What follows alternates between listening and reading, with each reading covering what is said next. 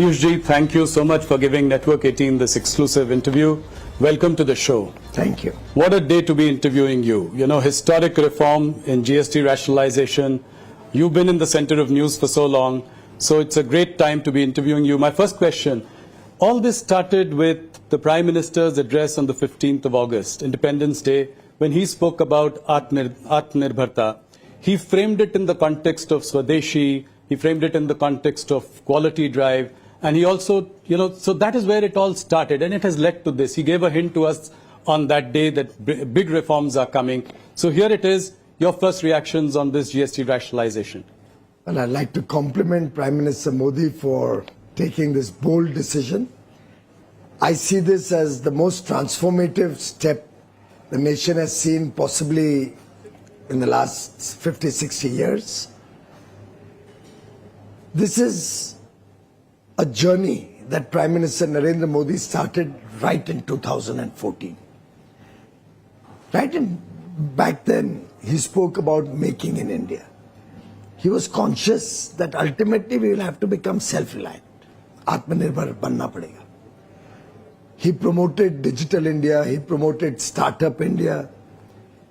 Swachhata was at the core of his working. Yes. He started the concept of trusting the people of India. Remember, one of the first decisions was you don't need to notarize a document.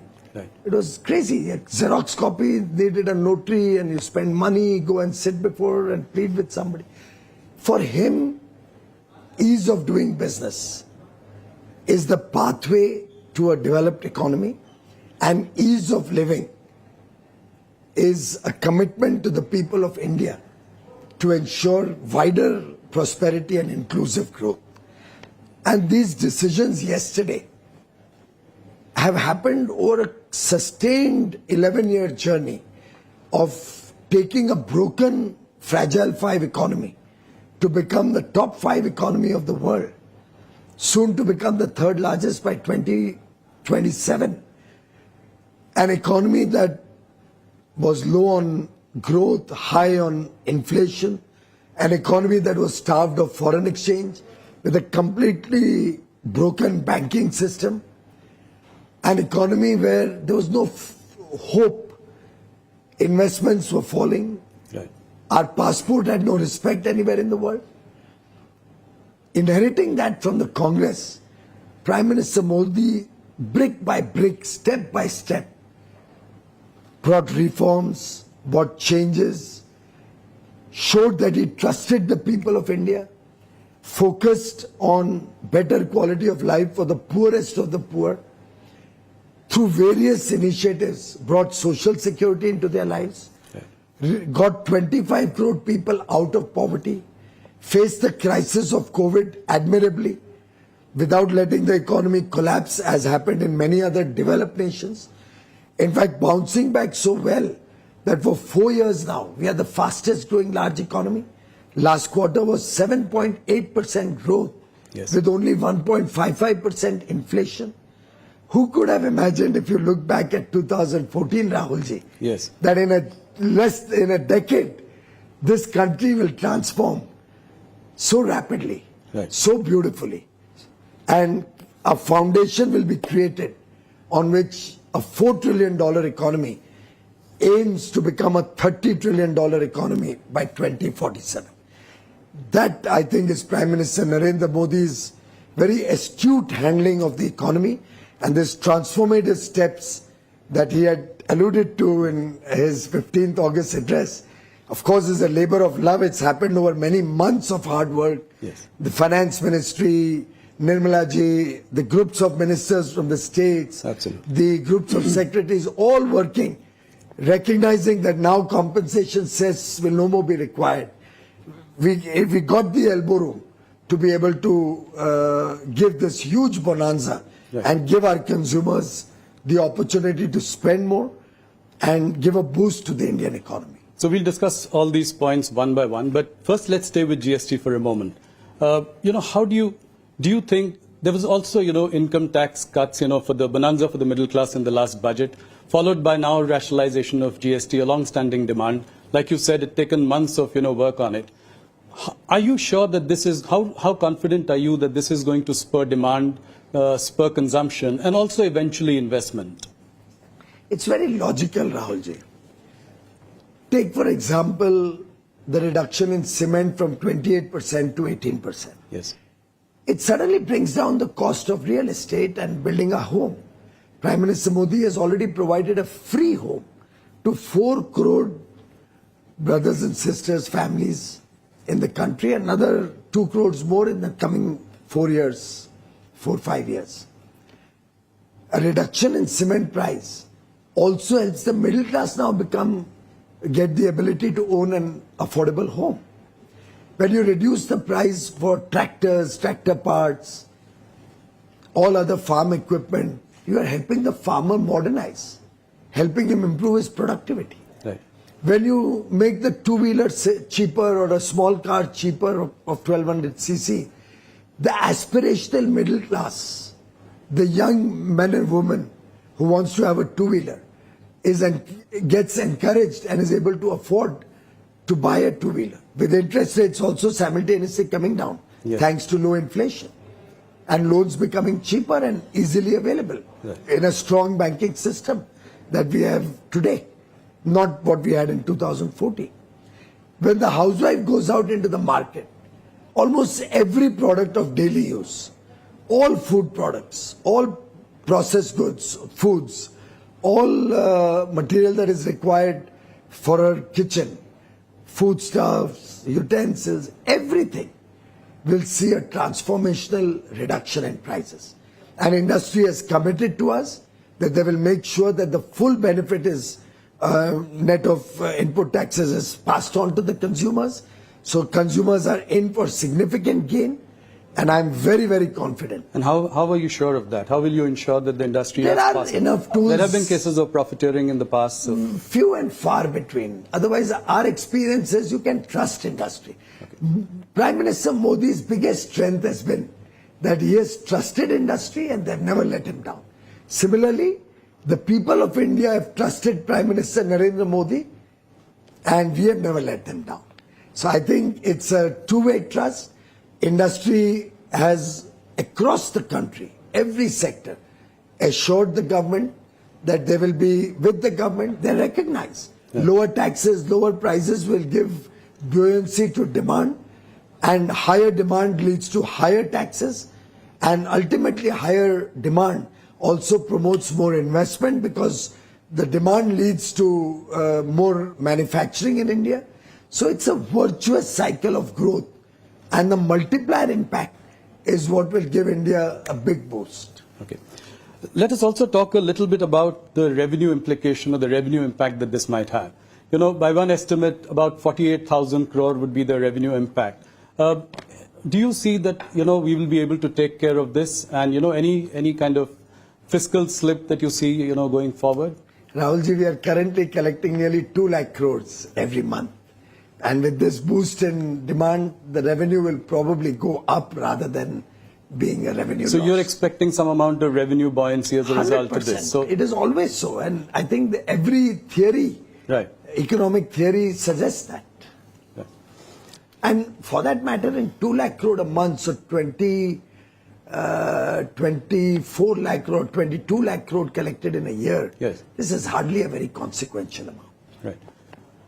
You know, if you look at the Q1 GDP numbers at 7.8, you know, it's a 5-quarter high. How do you react to these numbers, especially in the context of, you know, someone calling it a dead economy? Well, I think Mr. Rahul Gandhi has been a naysayer and a person who could never understand economics. We have seen that over the years. He sees ghosts where there are none. He cannot appreciate that the people of India are seeing significant improvement in their lives. He has not yet been able to reconcile that the people of India have voted him out 3 times in a row. It's a rocket that somehow seems to fail every time it tries to take off. Mr. Rahul Gandhi actually hurt the sentiments of 140 crore Indians who can see the improvement in their lives, who can see that Prime Minister Modi has reduced their income tax, who can see that Prime Minister Modi is providing 80 crore Indians, even after they've come out of poverty, with free food grains, who can see that the fertilizer prices haven't gone up in 11 years.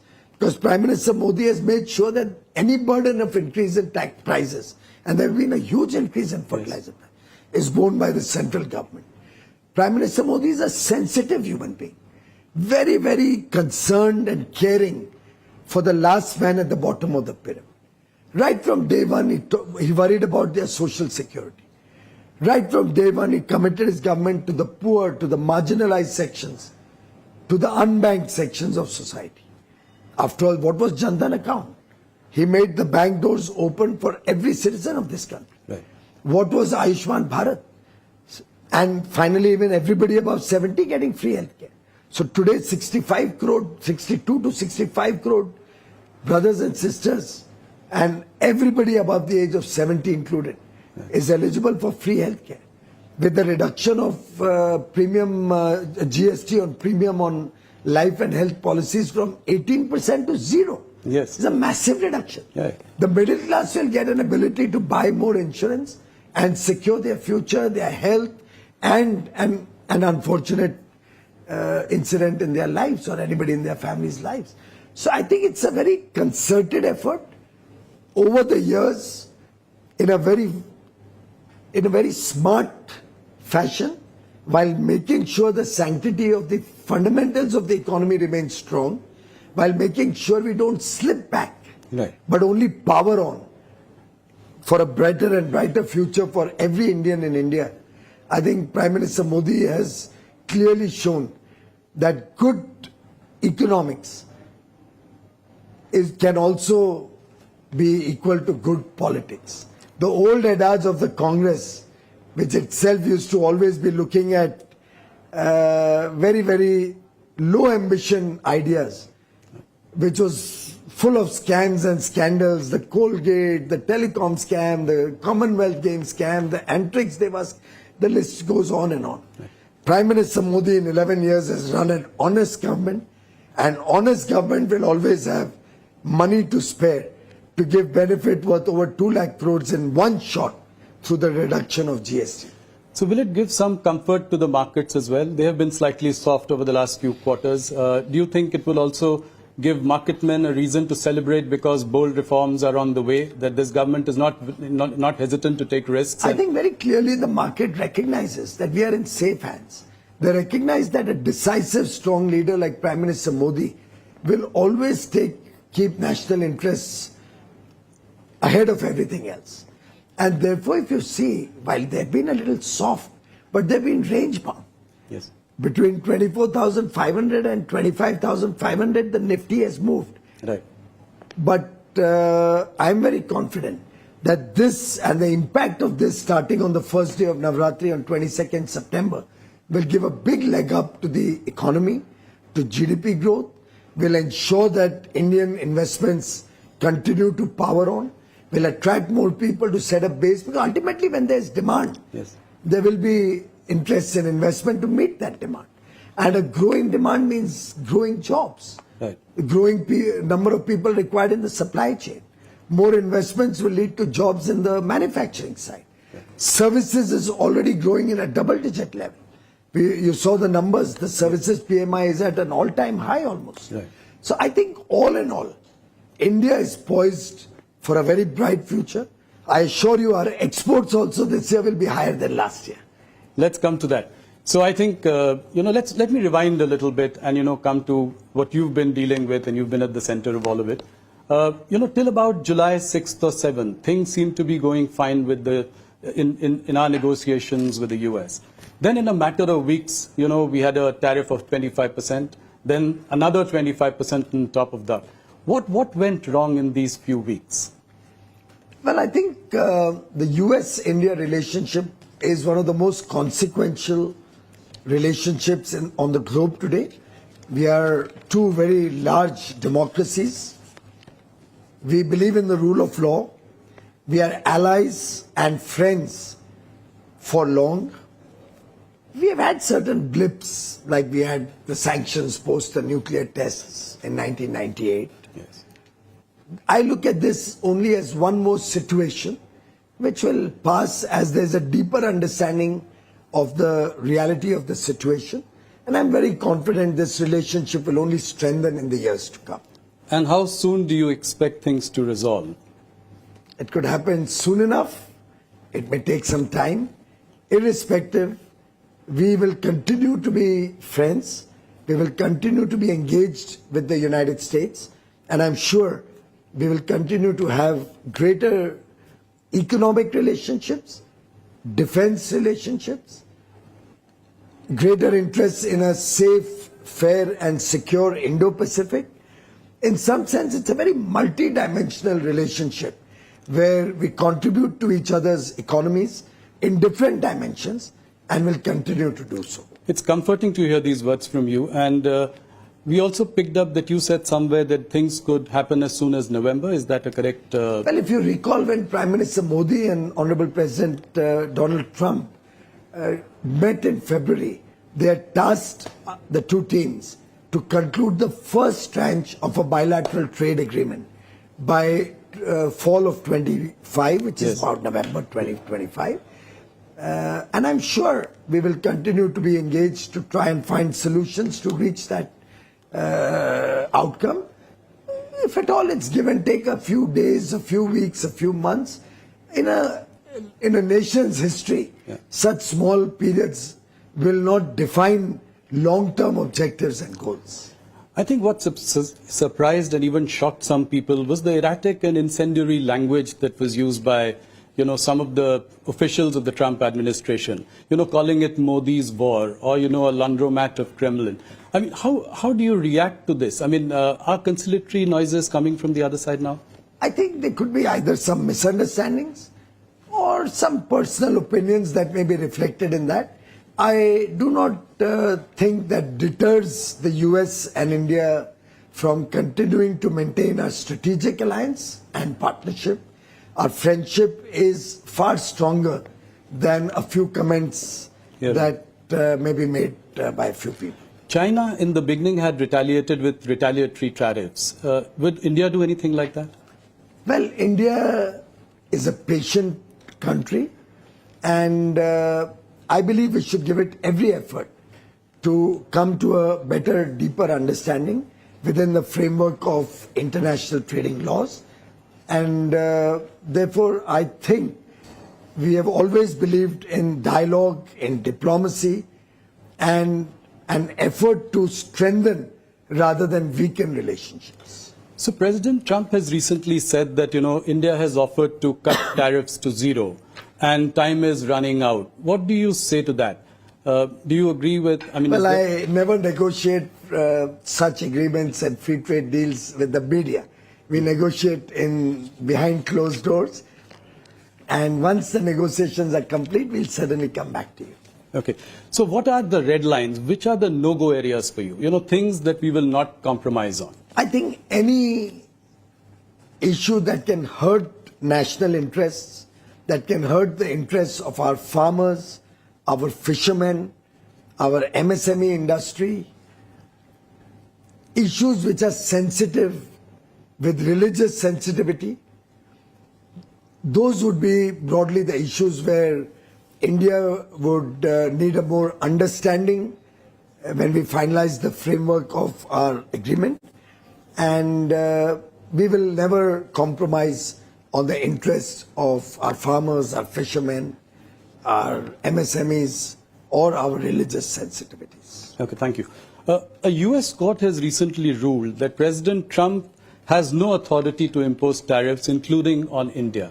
How would that impact our talks going forward? Those are internal processes, legal processes in the US, and will be sorted out by the US government. We have no role to play in that.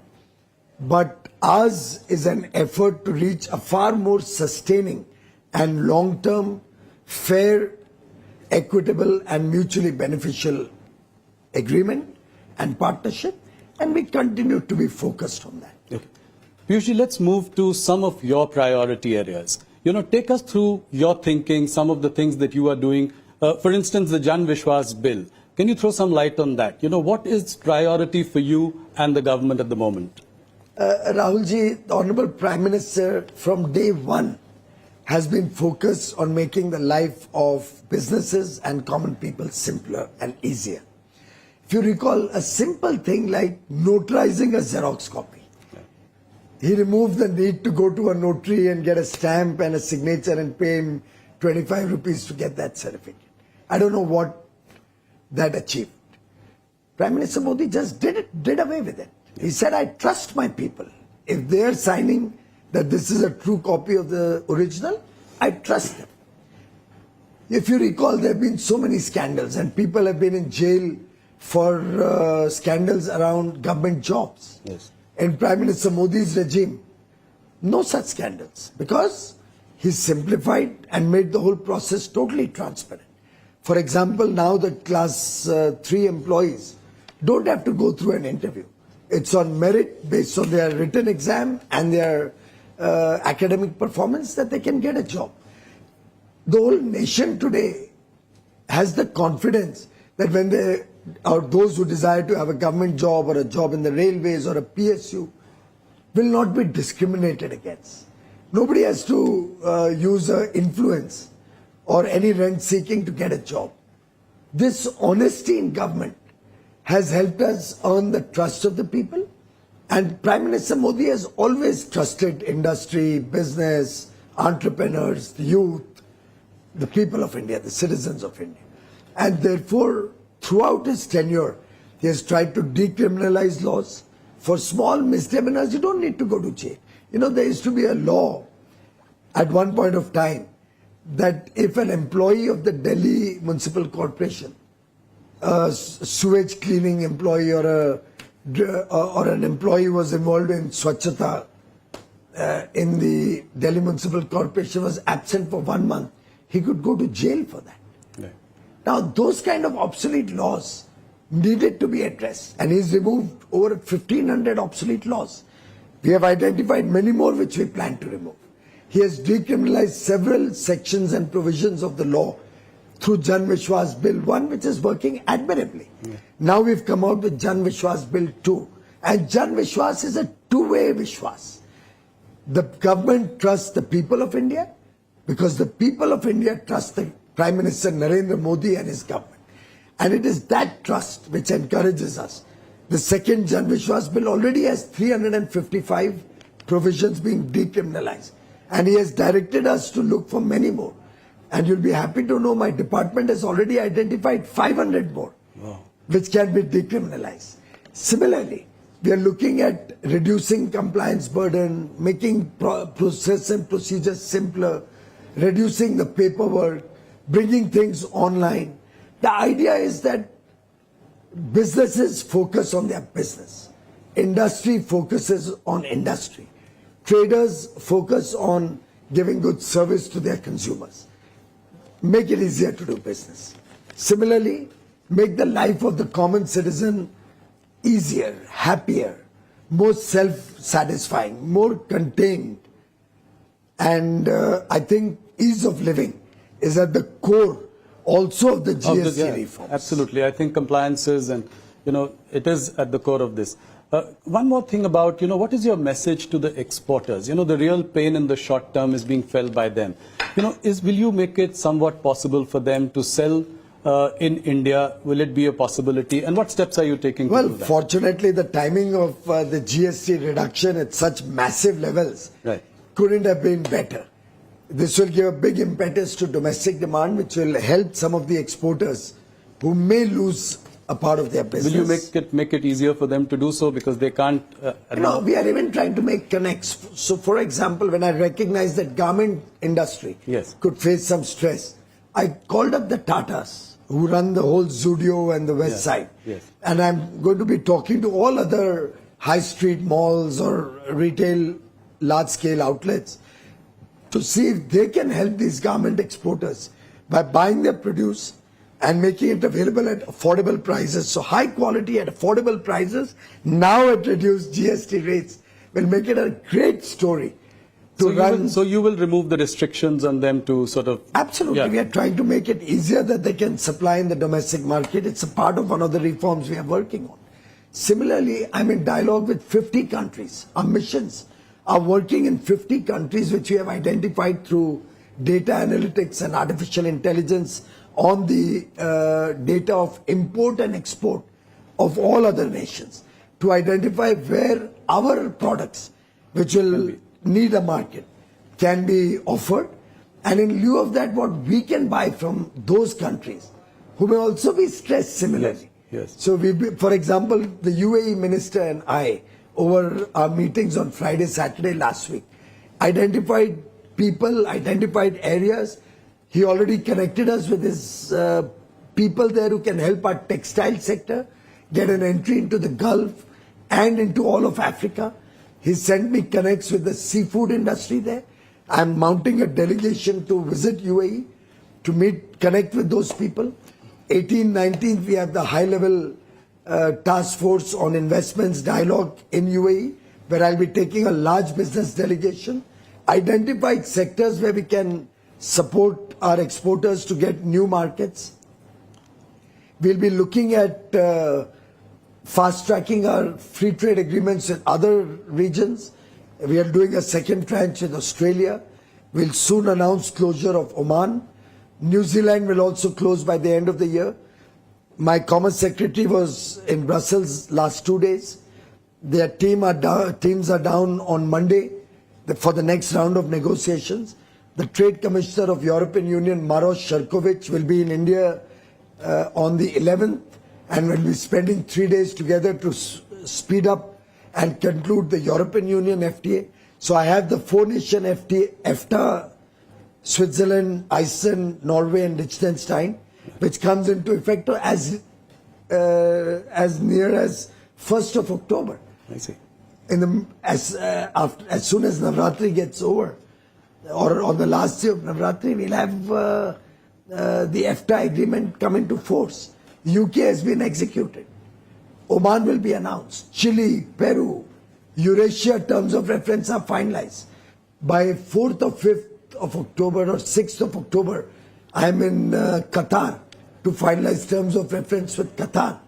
The Prime Minister of Singapore is in India today. Yes, I believe you had lunch with him. We had lunch and we had extensive discussions with their teams to see what we can do. And they've already committed to take in more chicken and eggs and poultry. Okay. I talked to them about seafood and they said, we love the taste of Indian fish and Indian shrimp. Oh. So I've told them to, my High Commissioner who returns tomorrow, to put together a group of seafood importers, and I'll mount a delegation to Singapore very soon. Similarly, Latin America, huge potential for our exporters. So sky is the limit. This will help us expand. And as I said earlier, exports this year will be higher than last year. How do you say that? You know, the various estimates that exports are $90 billion and they'll probably come down to $50 billion. We, in fact, informally chatted about it. So how much have we achieved so far, and then what is the target? You know, sometimes I wonder at all these so-called experts and economists, friends from the media, coming up with such calculations, which I would say would have otherwise been ridiculed as elementary mistakes. You know, that famous elementary, yes. My dear Watson. Yes. This is that moment. We've already had 5 years figures in our hand, right, from April to August. Right. Even to the United States, our exports have already crossed 40 or $43 billion. Already crossed. Okay. Which was 86 last year. And we still have 7 months to go. The reciprocal tariffs are not across the board. Right. They're on about 55 or 60% of the yes. exports. Similarly, newer trading arrangements are coming into play. Newer markets are opening up. The actions on tariff are on many other countries. So which opens up opportunity for many other countries to provide us some goods that we may require in return for taking from us the goods that they require. Right. So that is what I alluded to. Yes. That we are looking at 50 nations and where we have trade complementarity. So services exports continues to grow across the world. The US is a very small share of our services exports. So I think we are in a sweet spot. Tourism is growing. Yeah. International tourists are coming in large numbers. I'm very confident that our exports this year will be more than last year. You make a very big point here. Any impact on GDP, Piyush? By various estimates, people are again saying 10 basis points to about 100 basis points could be the impact on GDP. Well, anybody who said 100 basis points, I think you should really there bring him onto your show and ask him to justify that. Do you think there is India is predominantly a domestic economy. Right. Our exports as a part of our overall GDP are still relatively small. Right. And our imports are much larger than our exports. Yes. So net, actually imports are deflating the Indian GDP growth. Keeping that in mind, I'll give you a comparable. COVID, we saw exports fall because of the overall world situation. Do you know, imports fell far more than exports. And we actually landed up with a trade surplus during COVID. So Indian economy is a very complex economy. And therefore, I do not think that the impact on the GDP will be significant. Whatever little impact it could have. And drill it down. Yeah. Drill it down to the goods affected by GST. Within that, you'll find gems and jewelries. $13 billion. What's the value add? Still very small. Right. And it's an area where I look for alternate markets in the Gulf, for example, in the eastern part of the world. So we'll be able to make up several products which will have a huge increase in demand domestically. We'll make up for that.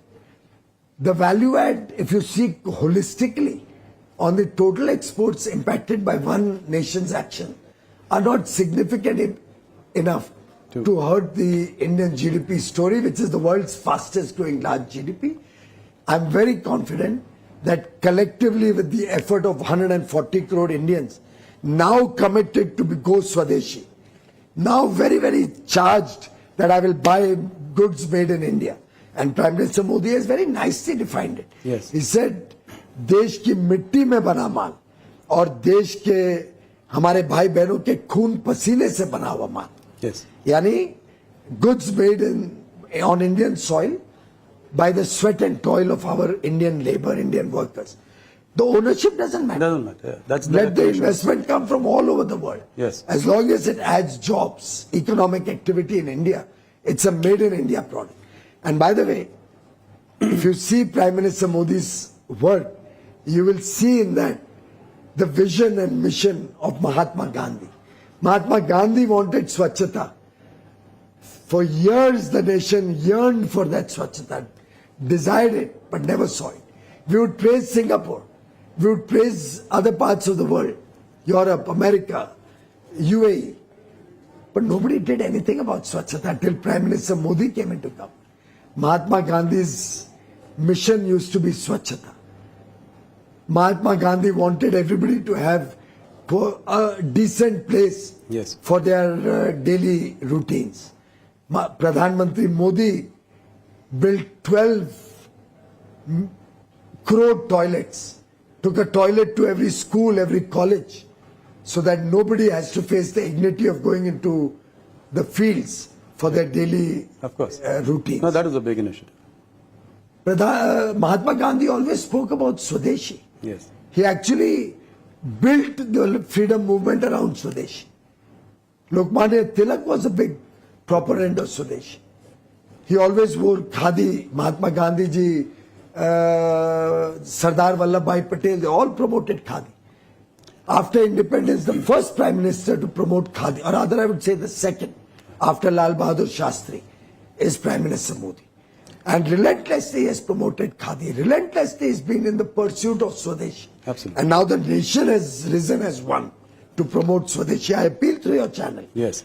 All our Indian brothers and sisters, all viewers of Network 18, please commit yourself to Swadeshi.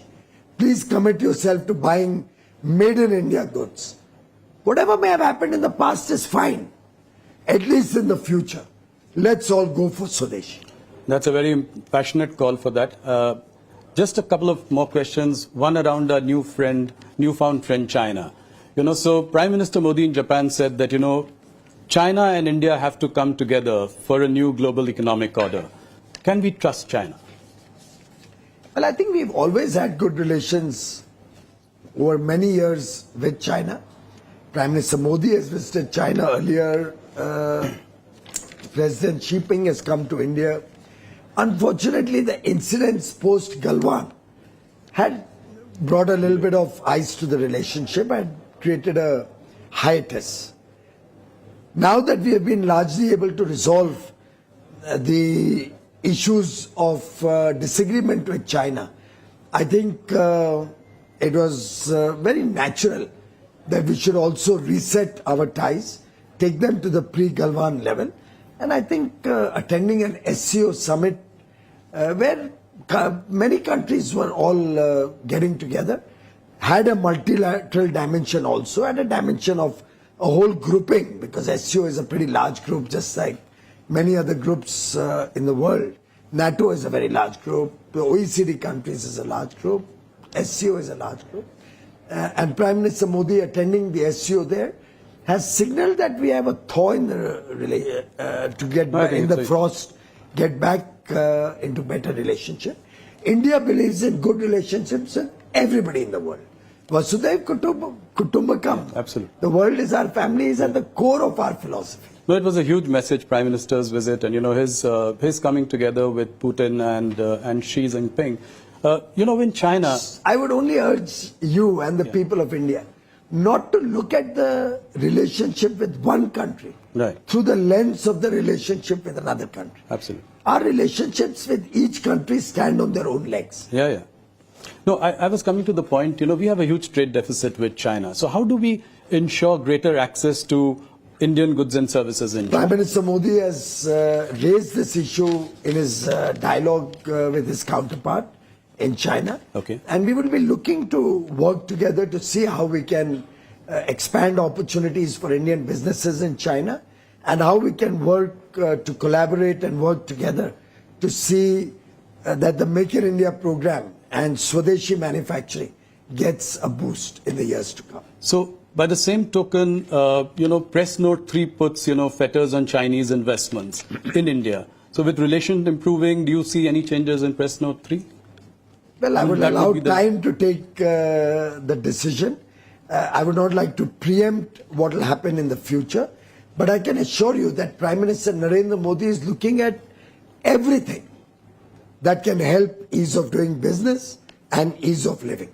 He's looking at it very holistically for comprehensive, fast-paced next generation reforms, and the massive GST concessions, the massive GST reduction, the transformational story around yesterday's GST decisions is only the beginning of much more to come.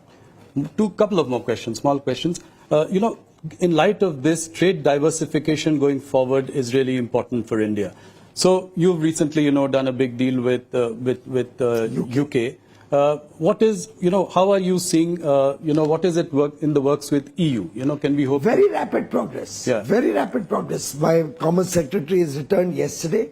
He reported that discussions made good progress and a lot of work has happened.